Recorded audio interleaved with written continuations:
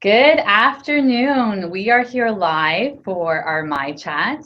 For some of you who might be new to My Chat, this is a monthly Twitter chat that we have focused on talent management. And I'm very excited to introduce our guest today, who is Jennifer McClure. Jennifer does a lot of work in leadership, HR consulting, branding. She's an international speaker, does tons and tons of speaking events, and basically an awesome person. So I feel very fortunate to have her here today. Welcome, Jennifer. Thank you, Kristen. I like how you threw in the international part since we were talking about my little forays off of the coast. So I appreciate that. So one of the things I want to start with, we're going to get right into the questions. We're going to spend around 20 to 25 minutes here, and then we'll move over for a half an hour discussion on Twitter. One of the things I really love about you, Jennifer, is that you're a natural connector. You genuinely look for ways to help, to be of service to others. And I think sometimes just the way the world has changed, that we can have sometimes people who don't operate from that mindset. So, why do you think it is so important to work from that kind of mindset? Sure. I think, it's interesting. I had a discussion with someone earlier this week kind of about, something that I'm involved with called Disrupt HR. And she asked me the question, well, why are you doing this? Because it's a community volunteer led movement. I'm not making money off of it. And, it caused me to think for a minute about it.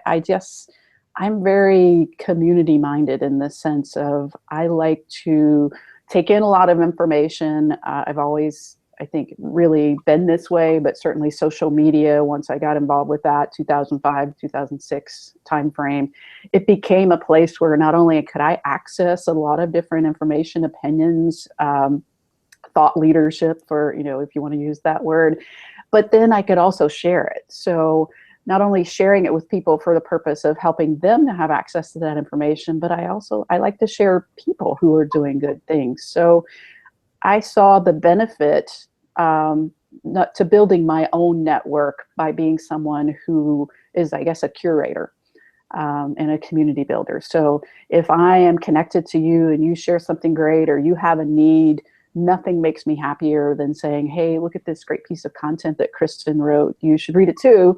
Or, oh, Kristen needs this and you provide this. Let's bring you guys together. So when I think back, it's kind of like I've almost built my brand by sharing other people's great content. And I guess there's nothing to be ashamed in that. Certainly I try to share a little bit every now and then, but most of it's informed obviously from the things that I've learned from others. And I just really enjoy highlighting other people. And I think we can all do that. Maybe some people are more wired to do that, but I think it's helpful for anyone, particularly people who think that they don't have anything to say. Yeah. Well, then start sharing what other people have to say.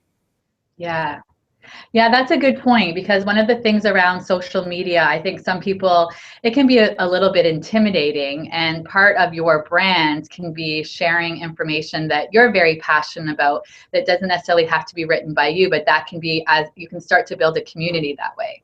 Yeah, and I think, it's really important, and I really try to do this to always give credit, because I'm not trying to build my brand as having your thought leadership, but I do think it's, again, I had another conversation a couple weeks ago with someone who said that curation aspect for anyone who, let's say you're interested in, data and analytics and workforce planning or whatever, if you're reading that content because it interests you, but then you're sharing it with people, well, naturally they're going to associate some of that expertise with you.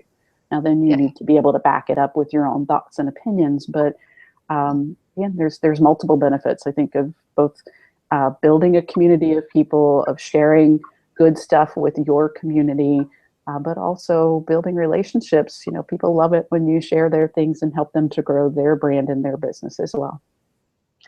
And I remember one of the things that really stuck with me the first time I had a conversation with you is just also that just genuine about, we can operate from a mindset of giving or operating from a mindset of taking, and just having that as part of your philosophy. Do you find that something that you've always had and just something that you get?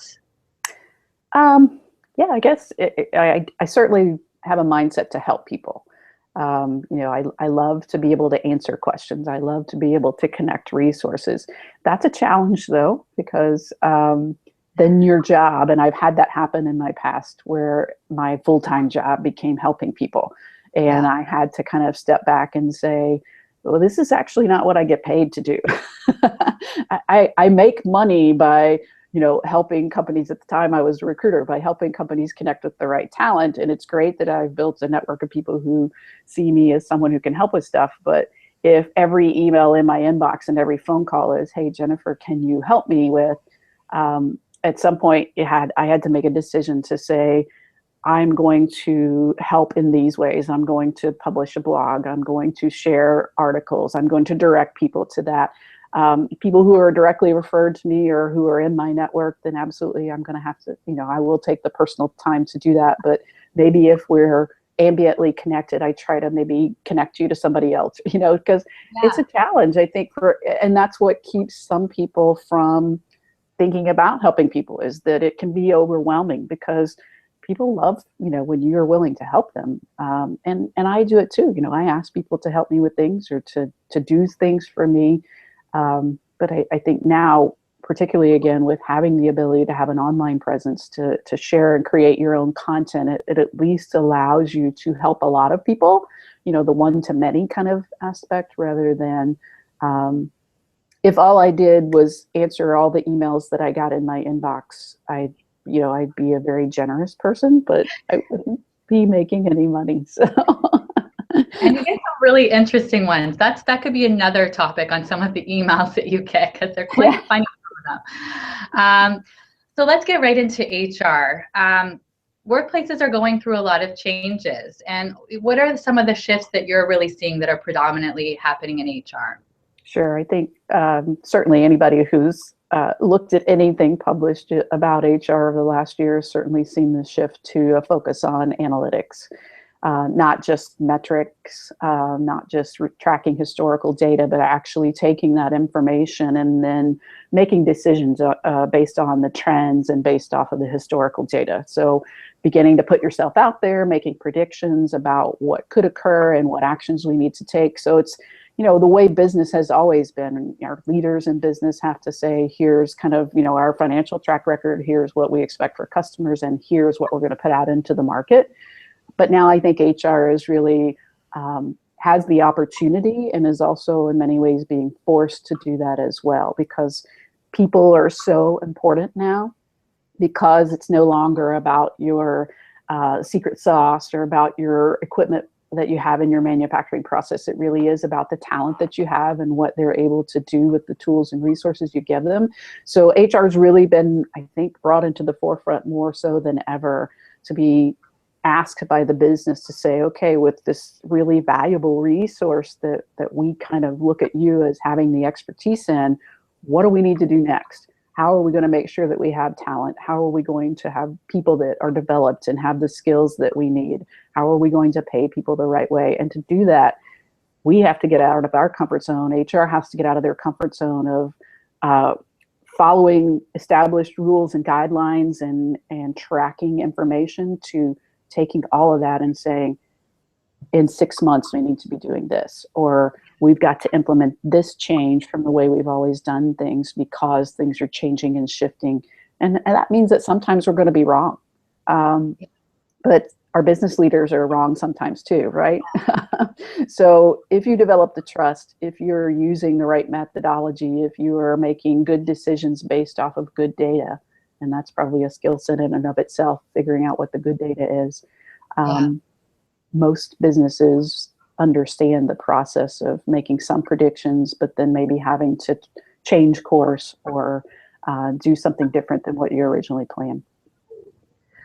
So when you think about that, and in terms of skill sets, what are some of the things that HR might be needing to do to diversify, to build that skill set so they have that competency? Sure. I don't know if it's a skill set so much as a mindset, maybe, but a risk-taking mindset again. We are typically the risk managers and the people who are trying to avoid risk in the organization, but we've got to develop a little piece of ourselves into something of we're willing to take a risk and to take a chance. So a little bit of a mindset shift to, again, making good risks, taking good risks or taking well-calculated risks, but really kind of thinking differently about our role. excuse me, I also think there has always been, there certainly is now, but even more so in the future, a need for us to develop the skill of influencing. So Right. not just being everyone's confidant in the organization and gaining trust, because, you know, sometimes trust is built by not doing, you know, telling people that you're not going to do what they ask you to do, or that you need to share the information that they're saying they don't want you to tell anybody. But people trust people who do the right things with them, you know, take care of them.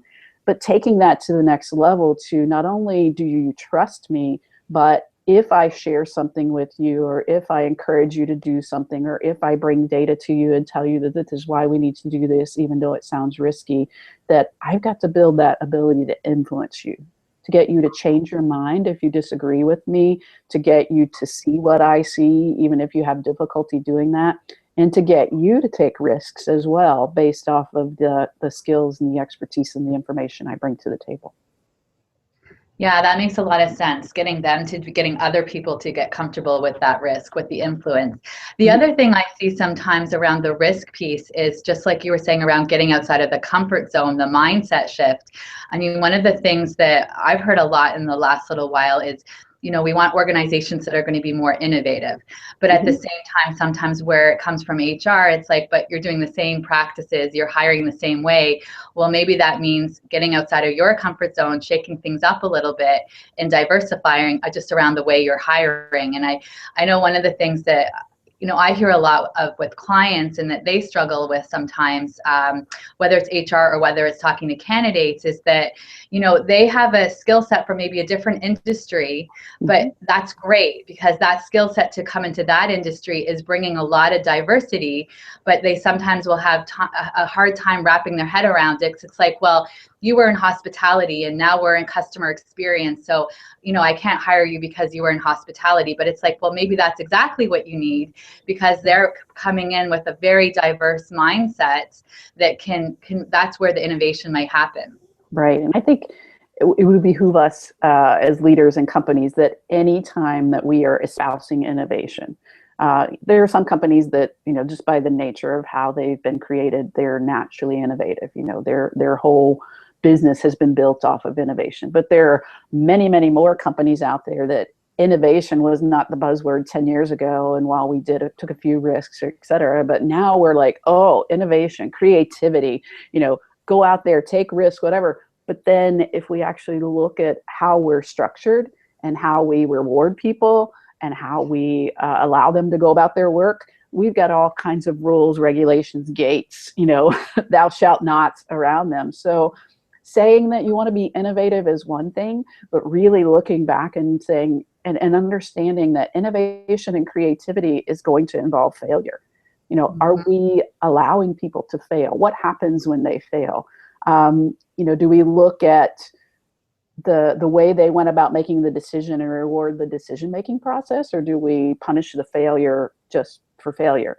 You know, do we shut people down when they bring up a new idea or when they challenge our thinking, regardless of our position in the organization? So I think it would really benefit us if we said that we're out there saying we know that innovation is what we need to do in order to have our business be competitive in the future. HR's role and the leader's role in the company is to really step back and say, but do we actually allow it? You know, encouraging it, going, go be innovative is one thing.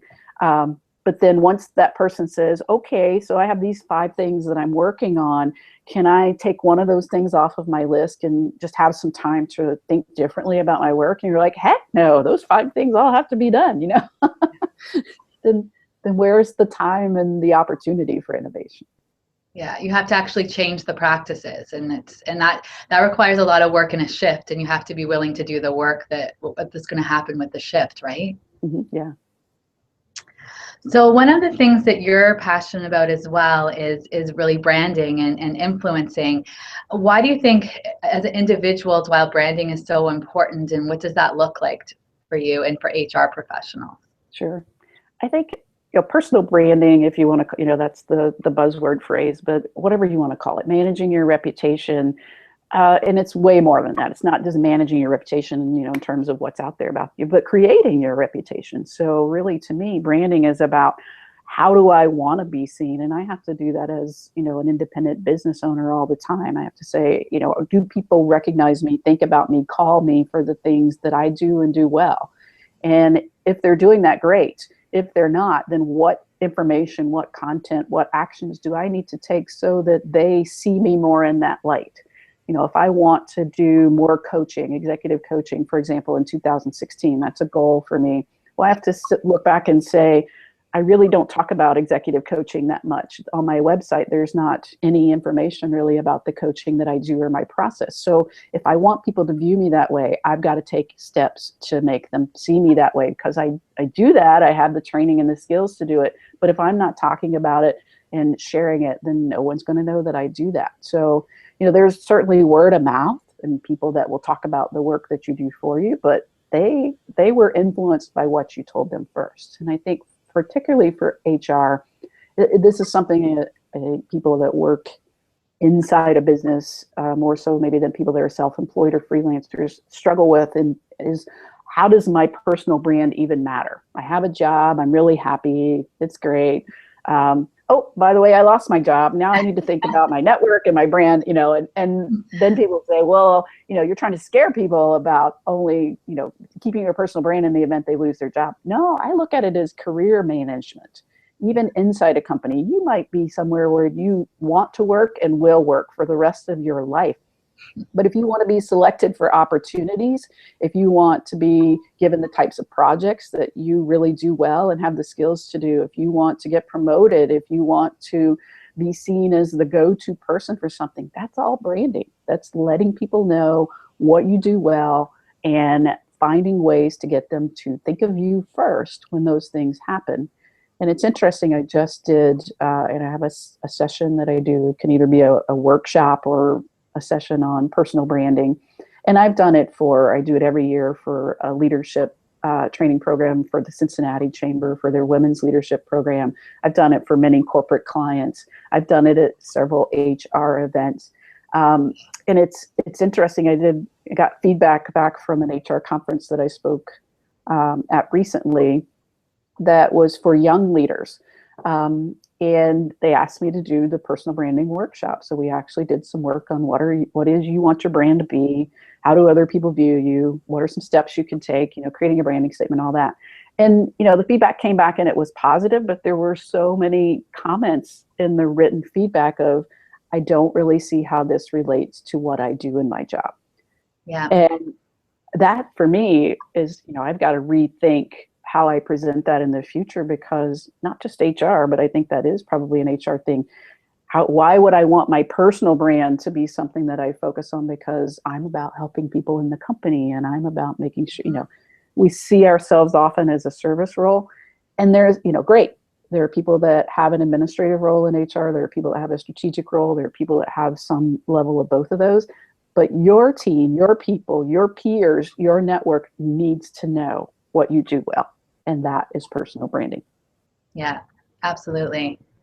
I mean, when you think about a lot of the different topics that you were speaking on this year, is there a certain topic that you're hearing a lot of? And then also just your exposure from being at these conferences, is there a theme that you keep hearing coming up over and over again for HR? Yeah, I think, you know, my probably most popular keynote is on the future of HR. So, you know, I've already booked some for the next, you know, spring and fall for the future of HR. I'm like, I'll have to redo the presentation because the future will be different by then. But, you know, that topic in general is kind of buzzwordy, yes, but I think the demand is out there. And even I see this with Disrupt HR, again, an organization where we're just thinking about the world of work differently in communities, or having events where people give 5-minute talks about hopefully something intriguing about the future of work. And in talking to people about Disrupt HR and talking to conference organizers and in attending events and seeing the feedback that I get back, there's a theme there where people are looking for new ways of thinking, new ways of doing things.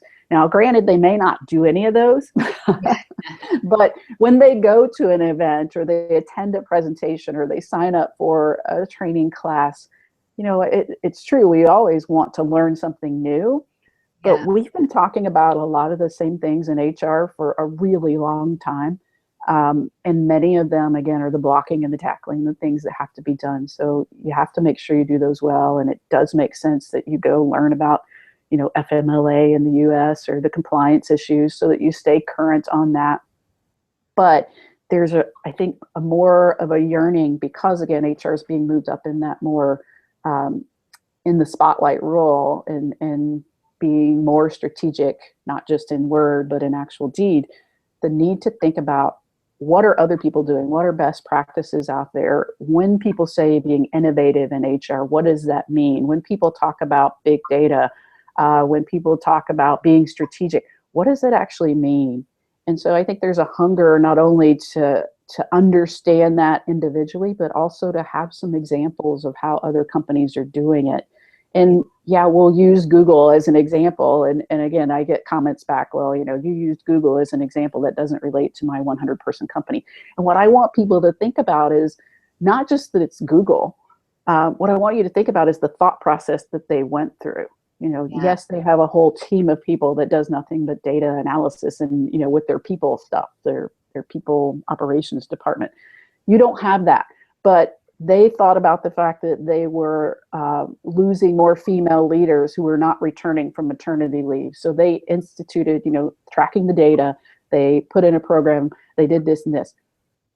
Whether that's, you may not even be focused on women leaders. Look at the approach. That's what I want people to think about. So don't get hung up on, the phrase that's out there today is a lot about the Uberization of this, or, if you go to HR tech, it's like the Tinder for recruiting. I'm not sure that's a good, good marketing ploy, but, you just Google those phrases, the Uberization of work or the Tinderization of recruiting. We're trying to attach, what we perceive as disruptive and innovative companies to our tools or our way of doing things in HR. Just, don't get hung up on how do I Uber my recruiting process. No, the Uberization of recruiting was basically thinking about doing it differently. Yeah. So how can you get ideas and examples to do things differently, to try something different? What in your process has been done the same way for a long time and maybe works, but could be tweaked, done completely different, changed wholeheartedly, that might double or triple your results? Yeah, I like that. Just the fact that they're going through that thought process and asking questions and maybe seeing things a little bit differently. And even what you were saying before around the data, you think the data could be telling you this story, but it's actually telling you another story. So taking that and trying to spend time with that, and then not trying to, and also trying to implement things that make sense for your company as well. I think sometimes you find that, okay, well, if everyone's doing this, then I have to do this, but that might not be the right thing for your company as well. But going through that thought process, like you said, to ask the question. Right. Yeah. Don't just immediately dismiss it as saying that won't work in our company. Yeah. Or, everybody in our industry, same thing, if everybody in our industry is doing this, we must do it too. No, yeah, you need to know your company. You need to understand your culture. You need to understand what the business priorities are in your company. Then evaluate all of that information and decide what 2 or 3 things you need to try to do at your company. Can't do them all, at least not right away. Do you think sometimes it's helpful as well, just in terms of HR and being more well-rounded, sometimes going to conferences that aren't necessarily just focused on HR, but other type of, just in terms of it, I'm just kind of thinking right now, whether it be marketing, whether it be more operations focused, whatever it may be, so that, again, that's getting them outside of their comfort zone and thinking a little differently? Yeah. And again, I'll start this off with, again, let's think differently about this, because absolutely, yes to your question, but I know probably one of the first responses is, well, I only have a limited budget for training dollars, or my company doesn't pay for training, so I can't go to a marketing conference. Think differently.